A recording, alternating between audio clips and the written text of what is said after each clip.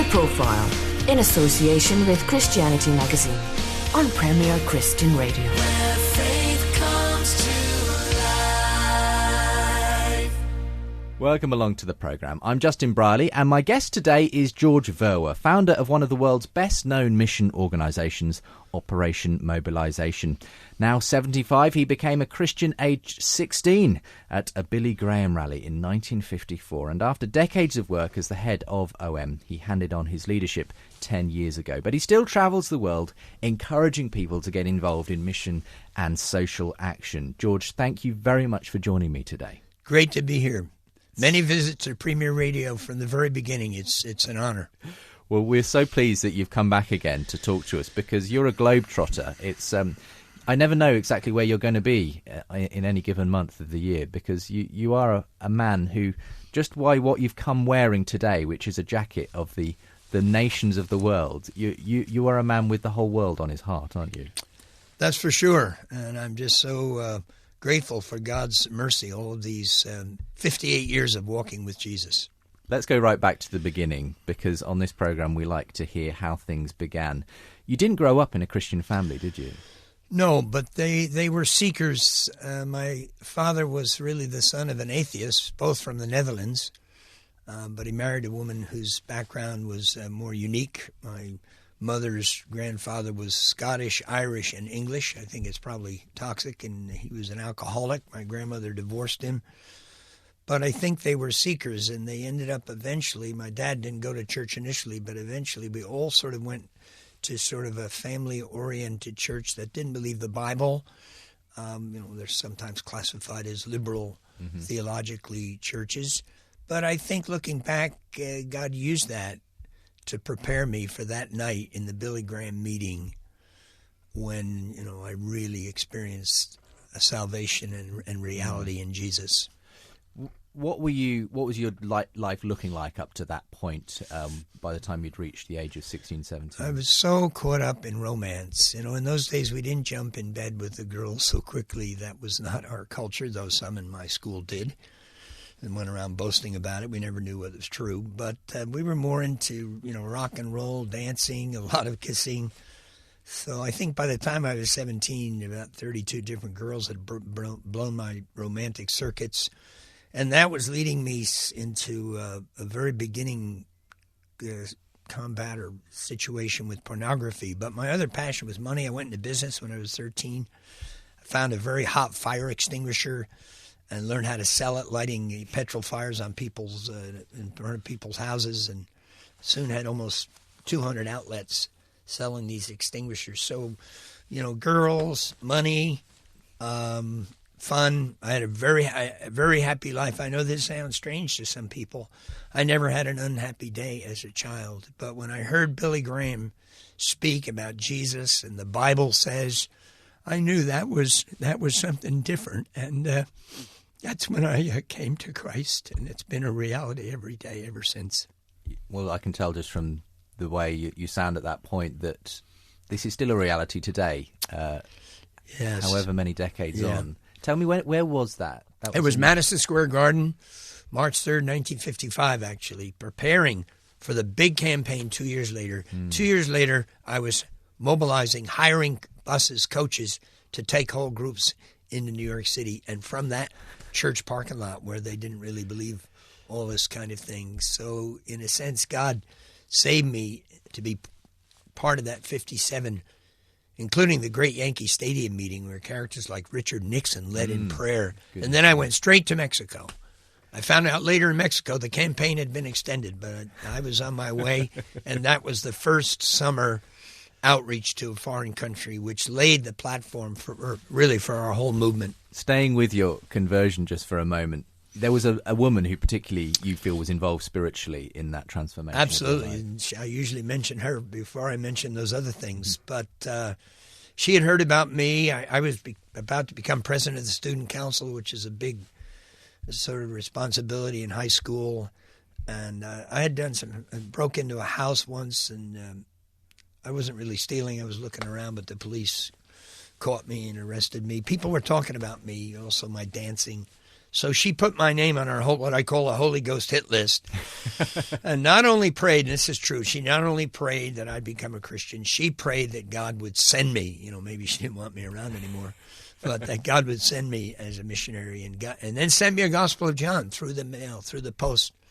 And that was that Gospel of John was major. Never did I dream that I would be part of starting a movement that would someday distribute literally hundreds of millions of Gospels and other pieces of Christian literature. One woman prayed, and I encourage people, because I battle a lot of discouragement in my prayer life, and I encourage people, don't give up in your praying. You'll never see the real answers until you get to heaven.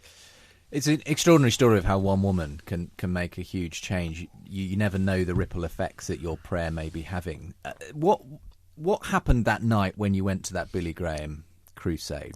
What can you remember any of the details? Oh yeah, first of all, I had this girl with me that I was completely bananas for, but she was my age. She was one of the top girls in our culture. The girls your age don't date you; they date the older guys. I was dating a younger girl, but I took her with this secret passion I always had for her, and so we sat as far away as I could because we heard, I even heard he might be a hypnotist.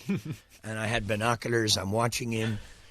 And I can't remember the message because, of course, 58 years ago, but it clearly resonated what I'd been reading in this gospel, that salvation is through faith in Jesus. I was a good works person. And I was trying to balance my bad stuff, and there's quite a bit with good. Even in cards, I learned how to gamble and cheat at cards in Boy Scout camp. And when I won some money, small stuff, I feel guilty. And so like Robin Hood, then I went down and bought ice cream for the guys that I just cheated. So I was, battling the good works thing. And a lot of churches, I think the church I went to, good works, be good. Yeah. But he made it clear salvation is through what Jesus Christ did on the cross. It's by faith. And then he called people to come forward and repent. And I think I must have been convicted about the porno that I'd been getting into. I must have been convicted about my temper. I had a bad temper. Got in quite a few fights. I don't know all that I was convicted of, but I know I was convicted and knew I needed Jesus, and I wish I could remember more. As soon as I went forward, I started to cry. They couldn't do proper counseling because somebody else was using the bottom of Madison Square Garden to prepare for the next day. So we were just given a gospel and left. When I went out into the street with this attractive girl, this was my first experience in Christian living, and I'm not exaggerating. I went out in the street, and guys spotted, a little gang on the corner, spotted this girl, said something unkind to her. Bang, I moved into action and said, look, I don't remember what I said, but I confronted them about speaking about this girl. Whack! Next thing I knew, I was laying on the pavement. Unfortunately, the gang leader came along and saw this young kid laying on the pavement, and they said, back off, leave him alone. And then I remember riding home on the coach back to New Jersey. So, little did I know the rest of my life I'd be knocked out and getting up many, many times. Yeah, that's why I like Rocky. Rocky always looks like he's finished, but he bounces back. You're an extraordinary person. You've got this sort of absolute sense of vitality, and that has come through in your work, in the way you talk about your faith, George. Just before we go and talk, obviously, about the extraordinary ministry you've had around the world, Billy Graham himself, obviously, you were among thousands that night at that rally. Did you actually get to meet him in later years?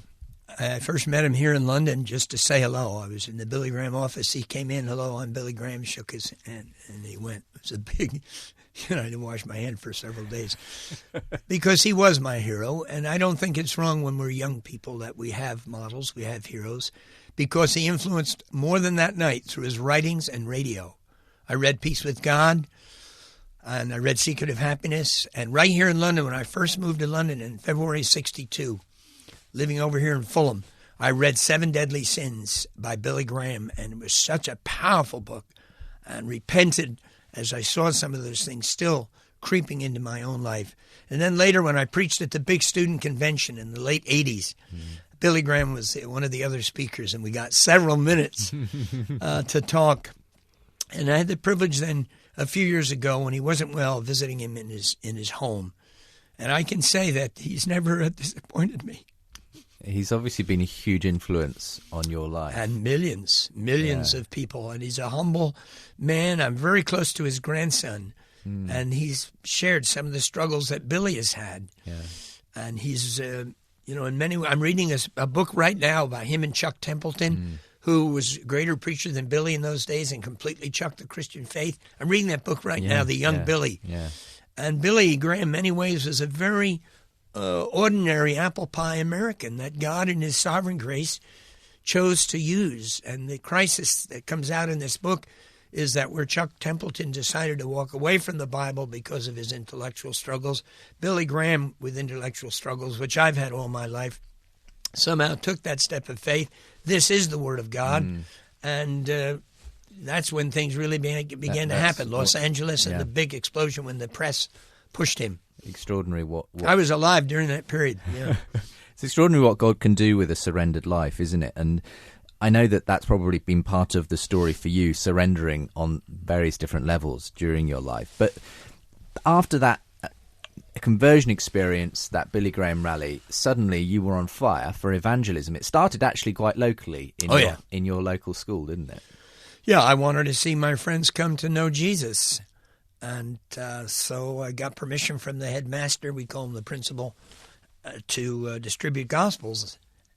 And 1,000 students, about 1,200 in this school. And I was soon about to become president of the student council.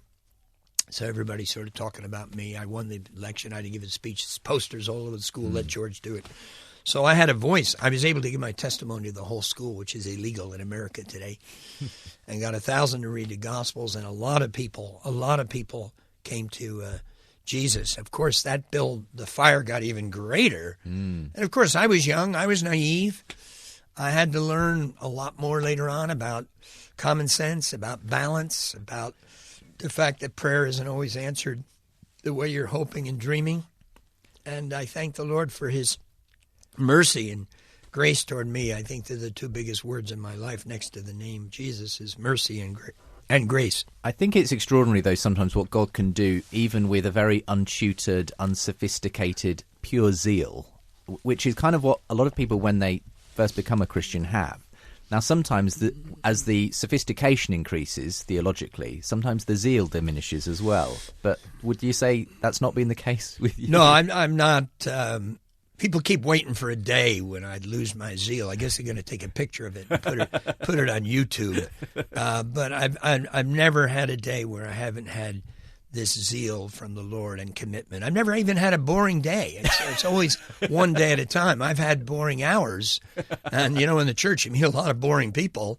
But again, God works in different people in different ways. My own wife is very different from me and went into a whole year of depression. And I'm not asking people to be like what I am. And I know some of my zeal, some of my passion was there before I was a believer. Yeah. And so it's part of your personality. Yeah, we're a mixture. But people like me, if you read the books, and I've read too many, we don't run long distance. We're sprinters. My kind of temperament, boom, boom, boom. And maybe there's someone listening to me right now. You're zealous right now, and you're excited. But you probably haven't been hit below the belt much yet. You probably haven't, had broken relationships. You probably haven't had best friends who knife you in the back. You probably haven't had 1,000 unanswered prayers. You're all into answers to prayer. So, get ready. Fasten your Holy Ghost safety belt and get ready for the rough times and the disappointments. But Dr. Francis Schaeffer, especially, who influenced my life, and I'm going through his video series right now again, what are the other options? I've also had a lot of intellectual questions, and especially things in the Old Testament, just so totally bizarre to me, my humanness. But what are the other options? So I've chosen what I believe, and I'm a more intellectual person than I look like, because I just read and study, not just Christian stuff, widely. Yeah. Even the writings of atheists and agnostics. But what really are the other options? And I don't think Christendom is the option. I think following Jesus with all your heart, soul, mind, and strength, and his principles, like 1 Corinthians 13, I believe that's the most sane, sensible way to live. Whatever little church you're going to. And I prefer churches that emphasize the Bible and that are linked with people like Billy Graham and myself. We're sometimes called evangelicals, quite a broad term now. But whatever church you might be going to, the key is, do you really know Jesus personally? Because I had religion. I was president of the youth fellowship. Yeah. I became the assistant to the pastor in that church. It's called the Blind Leading the Blind Club. But I didn't know Jesus until that night when I heard the gospel. Yeah, absolutely. Talk about how Operation Mobilisation all began. Very slow. I didn't know what really was going on. I wanted to go to Mexico because I heard they didn't have the gospel. From my earliest days, through different influences, including Christian Literature Crusade, I believed it was important to give everyone the gospel, whether they responded or not. And that's something about me that is not understood. That's something that's not, it's even less popular in this generation. We want results. Yeah. We want to help people in their physical needs. We want to get into all these different ministries. And I am today. My life has totally changed in the last 10 years, and we can talk about that later. But I've never lost that initial vision. Everybody in the world should have at least one opportunity, as I did, to hear about Jesus. So that led me to put a big emphasis on reaching as many as possible. And that's why, though my hometown was a needy place, New York City was desperate, God led me to Mexico because Americans, most of them, had the opportunity. Yeah. Radio, television, Bibles everywhere. Whereas I heard in Mexico, many didn't have a Bible, didn't have a gospel, and I thought that's the place for me. And that spread, obviously, to reaching unreached people groups all around the world in the course of time. Which is a miracle about OM, that the initial vision was the unreached people. That often in Christian agencies comes later, but that was our initial DNA. Iraq, Afghanistan, Turkey. We were talking about these places in 1960. And the communist countries, and then closed countries. That's why I moved to Spain. I had learned Spanish. I could have ministered in Latin America, but I knew Latin America had churches. They had missionaries. Spain was very neglected. I was challenging others to go to the tougher places. Turkey. Dale Rotan, we've been together over 54 years. He went to Turkey. But I thought, I'll take the easier target. I'm going to Russia. But my first effort in Russia was a fiasco. I have what's called a stupidity streak.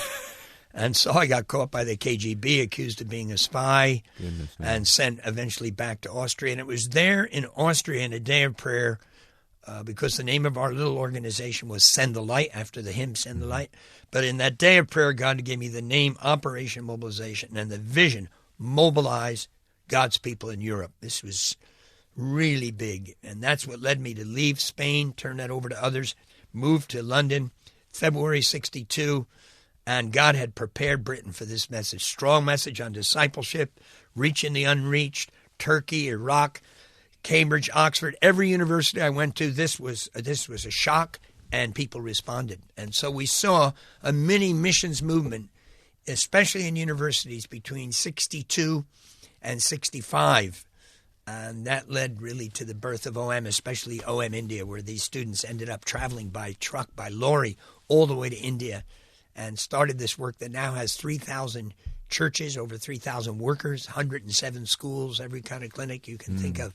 It all goes back to what God did here in Britain in the 60s through this unknown group, Operation Mobilisation, and highly criticized because in those days people didn't believe in short term. Well, absolutely, and I was going to say, you as this young visionary, did you earn many sort of critics along the way? I'm guessing you probably did. Oh yeah, and but I never held anything against any of them, and I knew, I don't know, I love people, and I've never gone to bed with anything against anyone. Actually, I know not everybody experiences this. I think it goes back to a positive childhood. I think our childhood is more influential than we know.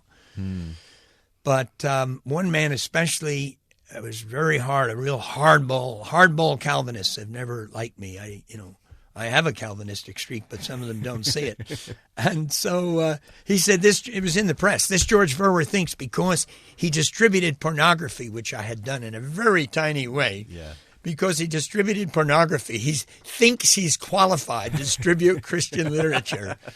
So, extraordinary. And I did find these things hurtful. And an amazing story that no one hardly knows is a godly man, Gilbert Kirby, in the Evangelical Alliance. He had a little compassion. He was hearing the complaints, and he arranged a Jerusalem kind of meeting with the Evangelical Alliance in the 60s in their building, which wasn't far from here, where a few of these people could come and ask questions. And God gave us many, many friends. We had way more friends than enemies, and I never want to exaggerate the criticisms that I had, because God gave us friends. Alan Redpath became a great supporter, and other Christian leaders quickly got on board. Pretty soon, people like Tony Sargent, this big church in Worthing, were actually visiting OM Fields. And since then, he's had more visits to the mission field of almost any pastor I've ever heard of in the history of Britain. One guy. You encouraged people to go to these places, to not just send money, but because it changes lives, doesn't it? Absolutely. It changes someone's perspective, I suppose, when they actually go and... Almost every major mission in the world now is doing it. And most major churches have their own program. OM is not as important today, perhaps, as it was in the 60s, because we pioneered something that, even denominations that are against OM, because some are against parachurch groups, they put us in that box. I've written about that in my new book, which you can get free, by the way. But those churches they've actually founded their own OM program. They don't call it that, in their own church. I celebrate all of this. Let's celebrate all the flowers. One of my favorite places just down the road here, Wisley Gardens. All those different flowers. Let's attack the weeds, but not attack one another. In that sense, you did almost create the model for the modern missionary movement in a way, in terms of the way sending out people, short-term missions and so on. Some people have suggested, well, the missionary work is best done when it's local people in local places evangelizing to, people of their own culture. You still see a place, though, for Western missionaries going into different parts of the world yourself. Yeah, I mean, that if we believe in Satan, and I do, and I know that's not popular in these days, even though we run and see the Twilight series until our brains are frozen. But I believe that's just a trick of the enemy, because it's only in certain places that the nationals can handle the huge task they're facing. I think OM has a voice in this controversy, and I've written about it in one of my other books, because we do both. Yeah. Most of our workers eventually in India were all Indians. How did it get started? It got started by missionaries. Now, India had a lot of missionaries even before we went, and so the church was fairly well established. But there's 40 nations today that have less than 1% of what India has, 40 nations. They're on my website. So we need missionaries as much as ever, but not to the same places. Plus, nationals can be legalistic. Nationals can get into extremism. Nationals can make stupid mistakes. I'd rather have a godly international in any country than a local national who's really on a tangent or in false doctrine, or he's sleeping around with too many different women. God's big concern isn't nationality. God's concern is reality. And so I believe the global church, partnership together, internationals, expats were sometimes called, with nationals, that is the way forward. And we should stop bad-mouthing each other. And it's so sad that there's been this, bad-mouthing in connection with this controversy. And then this teaching, one famous Christian leader years ago, I couldn't believe it. He later repented, and then he left the country. But he said, we don't need British missionaries anymore. This is ridiculous. I've been living here 50 years. I've been in almost 100 nations. Britain is in the top 10 nations in the world for potential to make missions happen, both through short-term, long-term, finance, partnership, and it's all happening. Yeah. Meanwhile, of course, we have problems at home. Well, what's new? Is that new? Part of the extraordinary ministry has been the OM ships, the Logos and others that have sailed the world, bringing aid of all kinds to that. What was the process by which you first obtained a ship?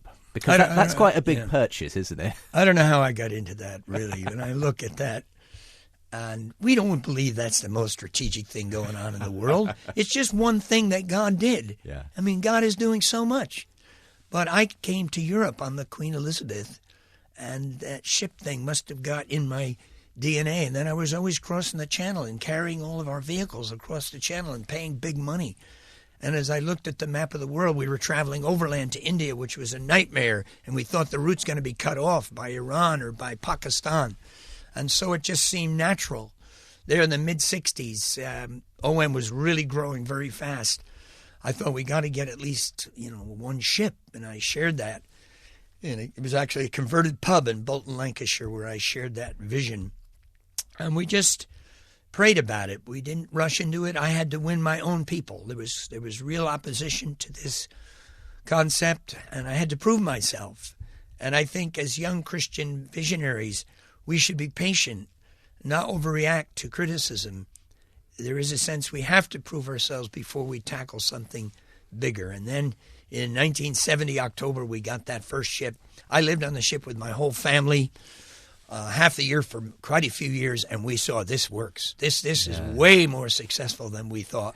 In many ways, we hadn't even dreamed this. So we look back now at 42 years of reaching over 100 million people with the Word of God. Over 30 million have been up the gangway.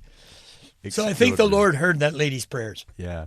I'm in conversation today with George Verwer, founder of one of the world's best-known mission organisations, Operation Mobilisation. I'm Justin Brierley, and I'll be continuing to talk to George in a moment's time.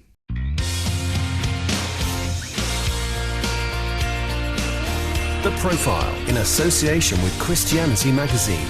This is Premier Christian Radio. Where faith comes to life. Welcome back. I'm Justin Brierley, and I'm in conversation today with George Verwer, who's founder of probably one of the world's best-known mission organisations, Operation Mobilisation. Now 75, we're looking back at a lifetime of work in overseas mission. He became a Christian aged 16 at the Billy Graham rally in 1954 in Madison Square Gardens. We were talking about that earlier on in the interview, George, and how that started a whole sequence of events that's led to where you are today. There's all kinds of interesting areas. I don't quite know where to begin, but you've even gone into radio as well, haven't you? Yeah, I was very excited about radio. When I first went to Mexico, and Christian radio was illegal. No religious broadcast. It was really a slap in the face of the Catholics because of secularization in Mexico. A long story. I even took a course at Wheaton College, though I was studying at Moody Bible Institute. I took a summer course before I went back to Mexico. And I did a lot of broadcasting with, wasn't really a lot, but for me it was a lot, in the early days at Moody Radio. But I saw so many major players going into radio, I thought we need to just support them. Mm-hmm. But in recent years, some years ago, because Afghanistan is sort of one of the big priority countries, and there wasn't that much radio, it wasn't me, but some of our co-workers birthed Pamir Radio. It was initially a separate thing and then emerged back into OM, and it's going really well. Broadcasting the gospel into Afghanistan. They get a lot of phone calls and a lot of communication from Afghans. And OM, in God's providence, has helped birth many things. Over 150 agencies trace their roots back to OM. Their founder came on OM. We didn't want everybody to stay with us. That was not our ethos. We weren't wanting to become, at that time, sort of more traditional mission. We wanted to train people. We wanted to see people revolutionized, transformed, again, go back to their church, join other great agencies. We always exposed kids to these agencies. And I remember when some real hot shots from the Middle East wanted to start something really new in the area of literature for the Middle East, when I was already on overload with the Send the Light here in the UK, which was really growing, the early literature arm of OM. And I said, look, why don't you guys, leave OM and start that on your own? They weren't too happy. And that meant they had to find their own money, because everybody was thinking we emphasized mainly prayer, but on the human level, they thought I had sort of this pot of gold. And I needed help finding the finance. I said, if you go as separate, you'll raise your own money. And they did. And out of that literature movement was born Sat 7. Right. The same guy that I asked to leave that day became the founder of Sat 7, that great television ministry that's doing more in the Middle East than we can ever imagine. Yeah, so sometimes it is the right thing for people to move on, to begin their own ministries, to work Absolutely. out of their own. Absolutely. One of the key areas that I know you've been passionate about is India, because in the last several decades, there has been an extraordinary growth, especially among the Dalits, the so-called untouchable caste of Christianity, hasn't there? What have you seen in the time that you've been ministering there? Well, India, for my wife and I, is number one. It's the number one nation in our life. I went there to visit the teams that I sent in the end of '63. We sent them overland. I just, like that, decided we're going to send teams to India. One of them was Greg Livingston, who later co-founded Frontiers. And then I went to visit these teams and decided to take a trip around India. That trip completely changed my life. I was overwhelmed that this is where I belonged. Yeah. I belonged. And I notified my wife, about to give birth to our third child. I said, in 6 months, we're moving to Bombay.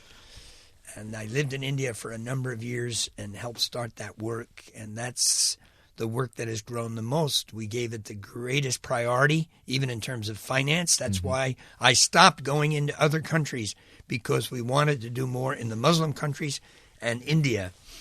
And it's just exciting to look back. But the greater breakthroughs have come under the dynamic leadership of an Indian, Joseph D'Souza, who I think has been on Premier Radio, who wrote a couple of books about the Dalits. And he's just been used mightily of the Lord to spearhead schools for the Dalits, good schools, English medium schools, which is the only thing on a human level that can get them out of the curse of poverty and the curse of casteism. And so we now have 107 of those schools. I visited some of them personally. And then many other ministries for Dalits. We're very much battling the sex traffic challenge. We're battling the whole thing of pushing children into factory sort of slavery. I've just been to one of those towns in Tamil Nadu that's famous for that. And at the same time, we've seen about 3,000 churches or fellowships come into our network all over India. It's incredible. Yeah, absolutely. So thousands of churches. And other groups are seeing a similar response because it's a big country. OM is only one of many great ministries. Absolutely. And the joining of social action with evangelism, I guess that's always been part of what OM has stood for. No, we that's only in the last 10 years. Okay. And pioneered by Joseph D'Souza and by Peter Maiden, who's been the director for the last 10 years. Some thought that I would never come on board because I felt our thing was discipleship, church planting. I felt I'd already broadened out enough from my original vision. And so, though I was in favor of that kind of thing, I thought, well, others are going to be led. Yeah. And then this huge change took place in my life and my theology that people never expected. I embraced it because I saw it in the scriptures. Tony Campolo influenced me. Ron Sider, who I initially disagreed with, influenced me. John Stott, who I would meet with almost every year, was one of the greatest influences in my life. This is more in the recent years. And then people in my own movement, an artist-type guy from Sweden who wanted to start Operation Mercy within OM. And I was so committed to him. I'm sort of a hyper-pragmatic. And I thought, if Bertil wants to do it, let him do it. And he told me, well, the money will come out of Sweden. Oh, good. And so these things evolved in OM. And the last 10 years, we have married social transformation, social action with proclamation, church planting. It can be done. Not easy. And some go astray, and the social action just consumes them. Yeah. Pretty soon they're not even talking about Jesus. That's not happened in our movement, and under our new leader, Lawrence Tong, who steps in September 1st, I believe we're going to continue to have that balance. If you want to get any more info on George, you're very open with people getting in touch with you. People can literally email you. 7 hours a day on the laptop. And I try not to work more than 15 hours a day, so I'm available. george.verwer@om.org, and you will get someone to send them a copy of your book as well. Yeah, I answer the email personally. I usually pray over it. And we send these books out, no strings attached. You'll not be added to some database. If you want information about OM, that's a separate thing. You can ask me, and I'll. And OM has some terrific websites you can go back. But Drops from a Leaking Tap is the most my recent latest book that I'd love to send as a gift. It's in that book where I really share my struggles with lust. That chapter's helped a lot of people. And I'm getting terrific feedback from that book. I'm now working on a sequel called More Drops. So we'd love to send that. So are you the leaking tap in question? Yeah. Let's talk about some of these drops. You are very frank about your struggles. You're sort of an open book, really, when it comes to these things, whereas some leaders would perhaps keep this stuff private. You've been very honest about your struggle over the years with pornography, for instance, because it wasn't something that just, as it were, ceased at your conversion, was it?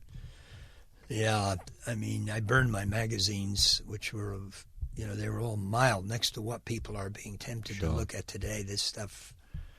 But it was big in my life. But the mind and the constant infatuation with girls, which was much bigger than the pornography, being with a girl, dancing and kissing. And my life was very confusing, and God was so merciful. I would lead a girl to Christ. I remember once in Washington, D.C., and then what we call back in those days, I'd neck with her and kiss her for the next hour. It's not really in the follow-up books. It's not in the official sort of how to minister to a new convert. Eventually, then I was in a car in a church parking lot. It's so funny because this liberal church, the pastor actually told me, if you want to kiss your girlfriend, feel free to use the church parking lot. And but the Baptist church, which was more of a biblical church where I went that night, I didn't think they'd be too happy about it. So after church, I took this girl down to the other church parking lot, and the liberal church parking lot, and started to get involved a little more than kissing, when I just realized this is a dead-end street. I'm deceiving this girl.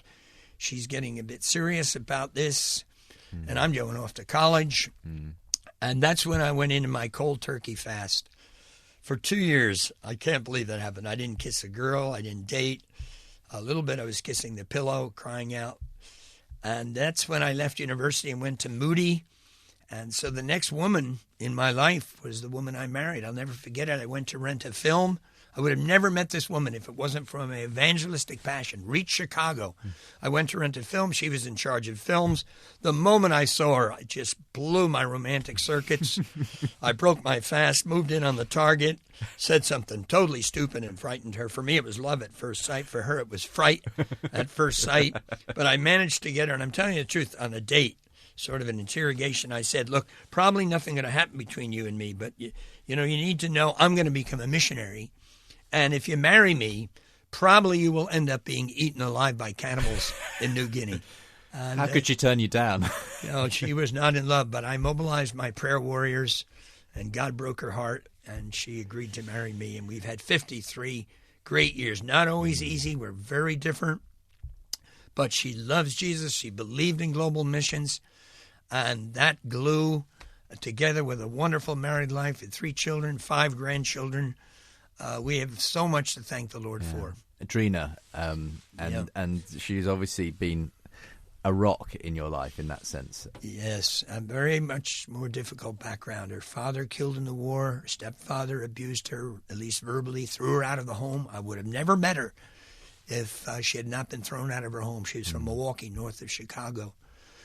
And she's gone through a lot of challenges, and I've done some really stupid things at times. Never got total victory over impatience.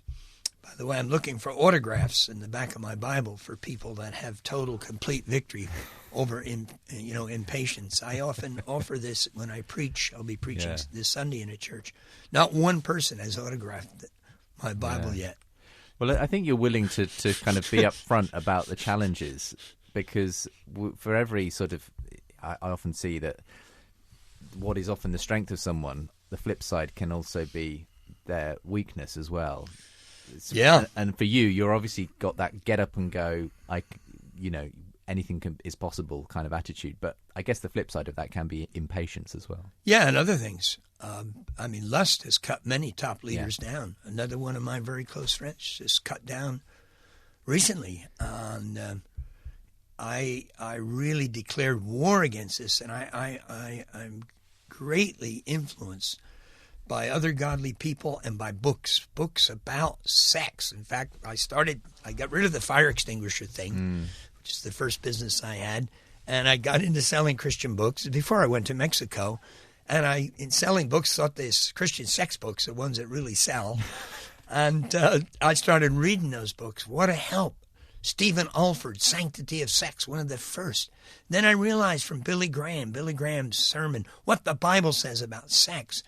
And we need to be open and honest about this. Over 500 verses in the Word of God. I talk about this in my books. So I'm indebted to the people who mentored me, the books that helped me, and I feel sad that many people are not reading some of these books, the ignorance about sex. Even among non-Christians, they think they know so much. And, their marriage is dead end before the end of the first year because they're so ignorant of what's involved in marriage and having a good sex life. I thought of writing a good book on that, how to have a good Holy Ghost sex life. I think many churches are almost scared of mentioning it. It gets swept under the carpet, but you think we should be more open. Absolutely, the Bible is. And I realize it's tougher for a pastor of a church who's there all the time. It's easier for me. I'm itinerant. I blow in, drop my spiritual minds, and I'm out of town. But also, OM, and I thank the Lord, became a Grace Awaken movement. Grace Awakening is the biggest thing that happened about. It started in the very beginning, thank the Lord. But 25 years ago, through Swindoll's book, Grace Awakening, then Yancey's What's So Amazing About Grace, and other books that were a little hard on certain parts of OM. We learn. You often learn from your enemies.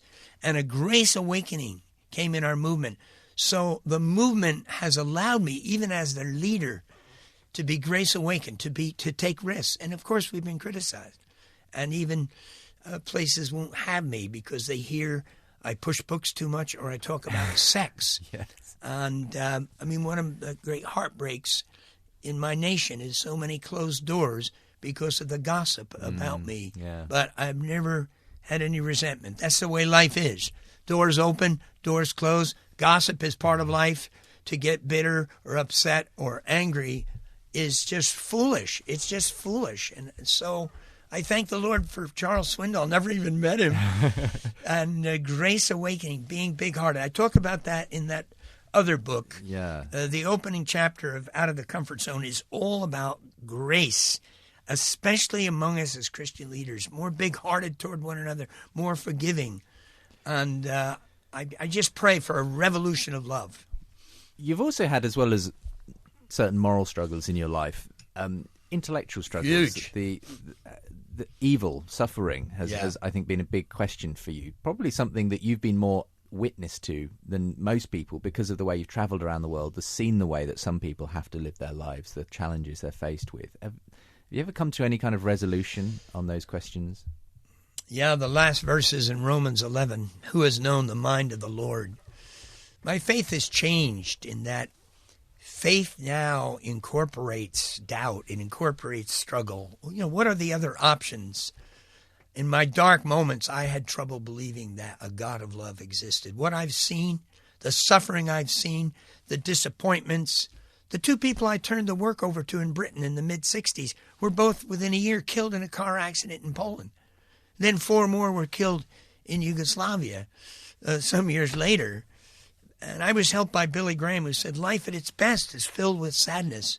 And I learned to absorb sadness.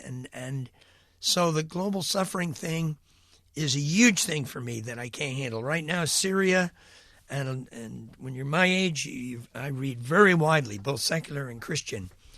And my heart just aches over this idealistic craving for democracy. The moment they started demonstrating in Egypt a year or 2 years ago, I knew the mess is going to increase. A lot of people are going to die. A lot of people are going to be hurt. But that's the way it is on this planet because Satan does have some grip, some power. God has given us free will. I think if we only emphasize sovereignty and we don't emphasize free will, then we don't have sensible answers to some of these horrific things. Floods in India right now. I'm trying to raise money for that. The tsunami, we were involved in raising money for that. And I just believe our faith has to incorporate that we will live with doubt. We will live with doubt. So I have doubts, and the enemy, I think, wants to try to, in my senior years, I think the enemy wants to make a mess of my life. But by God's grace, I'm going to hold to his word and to his promises. and realize, as a great Scottish theologian said, great faith is not often in the absence of doubt. It's often in the midst as we wrestle with doubt in our pilgrimage. I mean, another issue that I can imagine has come across your path because of the nature of what you've been doing for so many decades is the question of other religions. You know, you've obviously been involved in evangelism, bringing people to Christ, often out of other religions, other worldviews. Has that ever kind of been an issue for you as to why God would allow all these other religions to, and whether people can approach God in any sense in their own religious worldview? Yeah, all my life. Standing in the streets of Bombay, giving out tracts to thousands of Hindus, saying to myself, are these people lost? Am I better than them? Of course, that is a tough issue. But I made the same decision as Billy Graham, that the Bible is God's Word. And part of me really, really doesn't like certain things in the Bible, especially that there's no other way except through Jesus in a planet of 7 billion, where despite all our great efforts, hundreds of millions have still not heard. So to be honest, forgive me, I may be wrong. And I'm in my conversations with non-Christians, I'm, maybe more understanding of their viewpoint, even atheists. They have reasons for what they believe. But I have chosen a different road. It's interesting that famous atheist Anthony Flew, almost as famous as some of the guys we're talking about these days, he completely changed his mind. He did. And I've seen his book, There Is a God. And in my dark moments, I thought, if Anthony Flew, his whole life wrestled with this and came out to believe there was a God, what am I doing in the midst of my struggles, doubting whether there is a God of love? So... So you've wrestled with these questions. Still am, even on the way to the broadcast this morning. I suppose in that sense... my mind is too active. The journey continues from the time you first found Christ. But I stick with the Bible. I listened to a series of tapes by Dr. Schaefer. I was seasick on the way to India on a ship before we had our own ship. And I was struggling with things in the Bible, and I heard his series of tapes, The Problems of the Man Who Doesn't Believe the Bible. And I thought, I have chosen the best road. If in the end I'm all wrong, well, I have to leave that. That's not my thing right now. I'm going to follow Jesus with all my heart, and my passion to reach the masses is as great as ever. And OM has allowed me to have a ministry called Special Projects that I'm the director of, a ministry within a ministry. Yeah. And we're working with agencies and former OMers. There's over 160,000 former OMers out there. And this last 10 years have been just as challenging and exciting as my previous 10 when I was director, 46 years director of OM. What are the big challenges then in modern mission? We still have a world in which millions, billions of people don't know Christ. We live in a world now of extraordinary technological advantages, which I'm sure you couldn't have dreamed of when you began things in the 1950s. But is it still about getting people on the ground, talking to people about Jesus Christ? Is that ultimately what I think it's everything. I think it's God leading different people in different ways. John Stott talked about the other 98% here in London. Who are they? The 98% of so-called ordinary people. They're not priests, they're not pastors, they're not missionaries, they're not George Verwers. They are the key to London, the other 98%. And God will lead them in different ways. How do you impart just a bit of the passion you evidently have, George, to those people? Because often the problem is we get so kind of self-focused, navel-gazing. We don't think about the bigger picture, do we? We got to use radio, we got to use television, we got to use Twitter, we got to use Facebook, we got to use YouTube, we got to talk to people personally. We have to be an example, and I still take about 300 meetings a year. In almost every meeting, I see people making commitments. I keep in touch by email with thousands of people. This is the period of the greatest harvest of people to Jesus the world has ever known. Probably more in the lifetime of my grandfather, my father, and me than in the previous 1,850 years. So we should be excited. We should be motivated. But we need a balance of truth. We need to read a balance of books, listen to both sides of the story. An example of this is how we're becoming paranoid against Muslims It's only a small percentage of Muslims that are extremists. The strongest force against them are moderate Muslims who disagree with them. Sure. Of course, we know there are these negative verses in the Quran that are being emphasized a lot. There's horrible negative verses in the Bible. Maybe somebody ought to try the Old Testament. But we believe, of course, Jesus in his teaching overruled all that.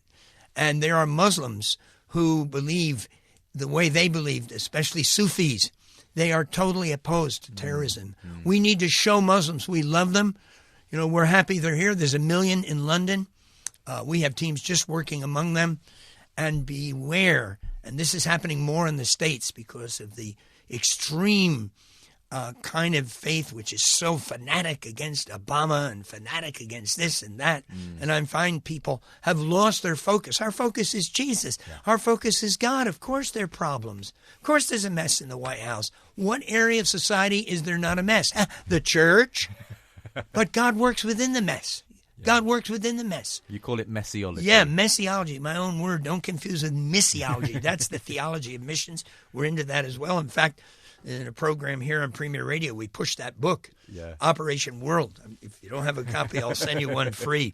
But that's probably one of the most important mission books of all times, and there's a new edition out.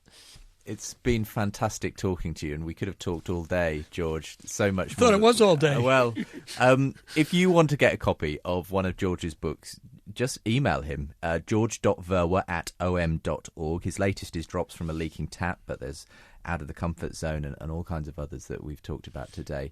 It's been fascinating to spend an hour or so with you today, George, and 75 years, but still going strong. All the very best with what God may have for you next in store. Thanks. Look forward to meeting you. Look forward to seeing some of you. It's great. I have a freedom pass to travel the whole of London and to meet Christians on the train and on the tube and on the bus. It's always very exciting. So if you see me, you might see me with my global jacket. Say hello and I'll give you a book.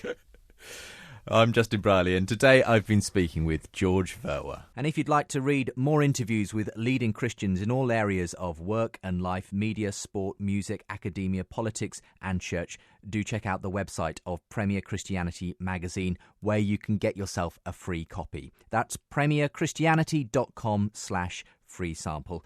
Do come again for The Profile at the same time, same place next week.